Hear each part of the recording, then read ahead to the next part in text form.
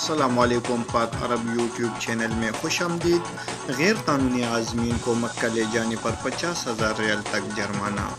سعودی محکمہ پاسپورٹ نے کہا ہے کہ حج اجازت نامہ حاصل نہ کرنے والے عازمین کو ٹرانسپورٹ کی سہولت فراہم کرنے پر 50,000 ریال تک جرمانہ اور 6 ماہ تک کی قید کی سزا ہوگی۔ غیر قانونی عازمین کو ٹرانسپورٹ کی سہولت فراہم کرنے والا اگر غیر ملکی ہے تو سزا کے بعد سعودی عرب سے بے دخل کر دیا جائے گا۔ وہ قانون میں طے شدہ مدت تک بلیک لسٹ ہوگا اور کسی بھی ویزے پر سعودی عرب نہیں آ سکے گا۔ دوسری طرف حج مقامات میں محکمہ پاسپورٹ کے سربراہ جنرل خالد بن فہد الجوید نے کہا ہے کہ مکہ کے داخلی راستوں پر چوکیاں قائم کر دی گئی ہے۔